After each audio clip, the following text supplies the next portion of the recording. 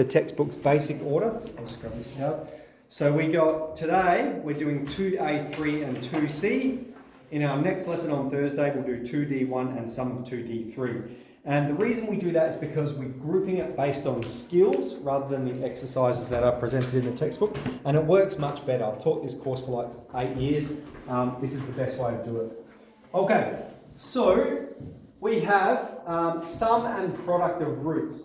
Now, if we have roots P and Q, now just what do roots mean? Roots are the same as x-intercepts, okay? We also call them zeros. So if we have a quadratic like this one here, the roots are the values of x that make it equal to 0. We've been solving quadratic equations. The roots are the values that make it equal to 0. Now what we've got here is that if we add the roots together, it will equal minus b divided by a, okay? And if we multiply the roots together, it will equal c divided by a. Now all we're going to do in this exercise is demonstrate that this is true, okay? That's all we're doing for question 1. You're only required to do question 1.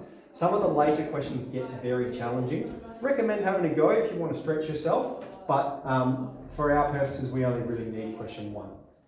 Okay, so it says find the sum of the roots. So if we have roots P and Q, well, when you add the roots together, it's equal to minus b divided by a.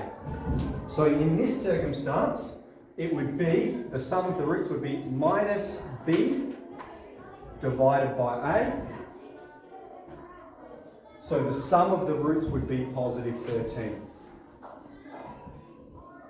Okay, all I'm doing is minus b divided by a.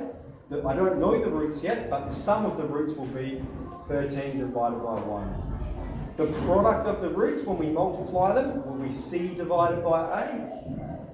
So in this circumstance, 36 on 1, which is just 36. So that's our answer to part A. We've found the sum and the product of the roots just by reference to this formula here. Okay? Now we're going to check that that's true by finding the roots of the quadratic. The roots occur, the x-intercepts occur when the function is equal to 0. We're going to solve it via factorization. Two numbers that multiply together to give us 36 and add together to give us minus 13. Anyone see it?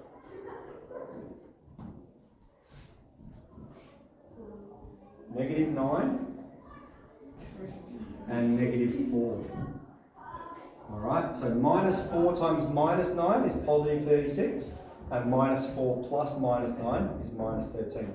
That's a tricky one. 36 is tricky because it has lots of multiples. 1 times 36, 2 times 18, 3 times 12, 4 times 9, etc. Alright, apply the null factor law, and we have the roots. The roots are 9 and 4. Now what do we notice? When you add the roots together, 9 plus 4, when you add the roots, the sum of the roots is 13. The product of the roots, 9 times 4, the product of the roots is 36. So all you're doing in this exercise, alright, is finding the sum of the roots this way, and then checking it by finding the roots to show that it's true. Okay? So I'll leave 2C, question 1 for you